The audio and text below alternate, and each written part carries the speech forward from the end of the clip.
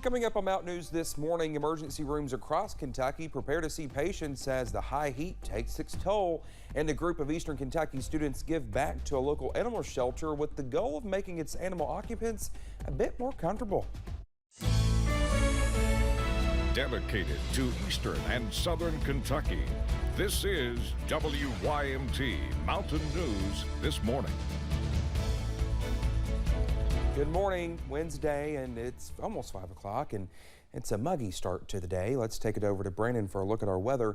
Brandon, I was outside all day yesterday during our evening newscast, and I think the heat got to me because this morning I was just sitting at my desk reading scripts. I knock over my Coke Zero. It goes everywhere. And I had to use one of your blankets. Yeah, and you just looked at me, you're like, Dakota, why are you even using a blanket? It's 70 million degrees outside. Yeah, exactly. So. Well, I didn't say 70 million, but it's quite warm out there this morning. But it is very muggy, and it's also very foggy in some spots. I had fog almost the entire way to work this morning. Most of it was dense, so be careful out there this morning. Live pinpoint Doppler radar as we start our coverage this morning. Day 3 of the heat wave. We're going to continue to see again clear skies for now. It's a contrast from yesterday morning, and that kept us from getting to 96. We did get to 93 though, so we weren't too far off yesterday, but still some spots got a little bit warmer than that. Right now in Jackson, we're at 76. So again, I think we've broken the record one more time for the warmest low temperature this morning. If it doesn't go too much lower, 73 in Hazard, 76 Prestonsburg and Pikeville. Some upper 60s in Clintwood and Wise this morning, 70 in Williamsburg and Monticello, 72 in Middlesboro. So it is a warm start to the day out there. Dew points still above 70 in most locations there. So that's basically instant sweat as soon as you walk out the door this morning. So be ready for that. Breakfast forecast, we are going to start our way back up pretty quickly there. Got us in the mid-70s. I think that's where we'll drop to by about 7 o'clock. And then we start our trek back up with sunshine quickly this morning and getting into the mid-90s this afternoon because I don't think we see a whole lot of rain chances today. Dakota? Thank you. Emergency rooms are preparing for patients with heat-related illnesses to walk in hospital waiting rooms for treatment. Dr. Michael Dodd is an ER physician at Baptist Health. Dr. Dodd says there are 3 big things to recognize when it gets this hot: heat stroke, dehydration, and sunburn. If you've been out in the extreme elements too long, look out for these red flags when it comes to overheating. Excessive sweating, if you start running fevers, if you start feeling really, really tired, that might be your red flags to look out for. Well, another symptom Dr. Dodd says to watch for is alerted mental status and confusion, and indicators you should visit the emergency room. The record high temperatures are affecting outside workers with the summer season less than 1 week away. Temperatures are already reaching to the mid to upper 90s, causing some outdoor employees to take extra precautions. Kentucky Transportation Cabinet District 10 spokesperson H.B. Elkins says the cabinet is doing everything it can to help crews battle the heat. We've been preparing for this since the latter part of last week when the heat wave was in the forecast. So we've been getting ready for it and letting the crews know what they need to do. Well, officials say workers have been encouraged to take plenty of rest breaks and stay hydrated in the coming days. The Challenger Center's STEAM Team Internship program gives high school students an opportunity for a summer of skills development and community volunteering.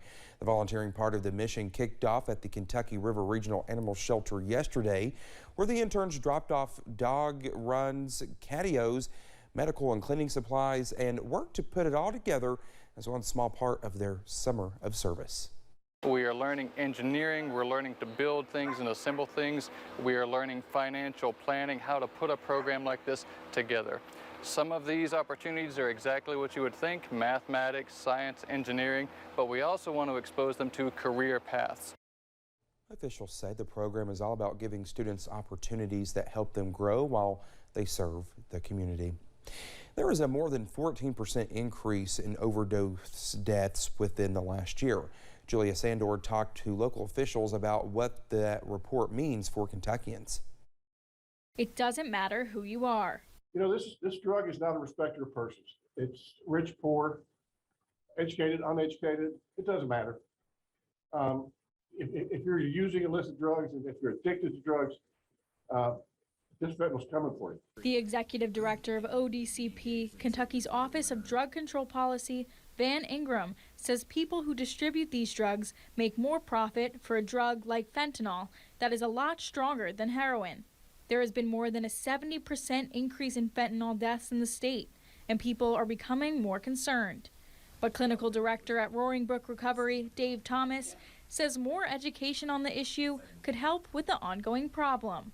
You know, substance use is still somewhat of a taboo subject, and I know they're doing a better job of it in schools, but I really think there needs to be more education programs designed to help educate the general public. And the goal for the ODCP office this year is to increase clinical care and offer transitional housing and jobs for people in recovery.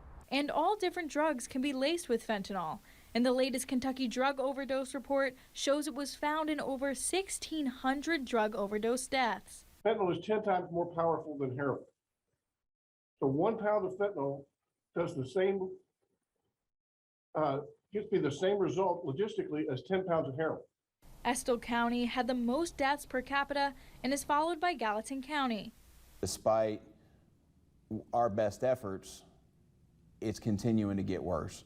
And so I think that means as a Commonwealth that we really have to step up and become more involved at every level. In Lexington, Julia Sandor, WKYT. An Eastern Kentucky doctor is now taking on another role. Whitesburg Dr. Jonathan Hatton is one of 17 professionals selected to serve on Governor Andy Beshear's Team Kentucky Medical Cannabis Advisory Committee. The committee was created through an executive order to advise the governor on providing access to medical cannabis for Kentuckians suffering from chronic pain and other medical conditions. Cannabis is often used as an alternative to highly addictive opioids. Well, thank you so much for getting your Wednesday morning started with us here on Mountain News this morning. When we come back, severe storms caused some damage up in the Windy City. Well, more on that in just a few minutes. Another day with more record-breaking heat possible. I have some tips to help keep you and your family safe and tell you when we might get a break from all this in about 3 minutes.